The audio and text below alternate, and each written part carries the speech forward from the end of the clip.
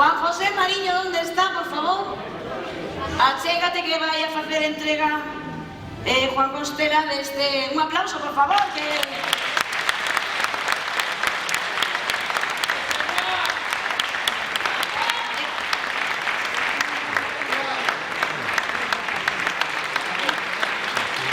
Don Jesús Palmón, por favor, pode subir a ver para...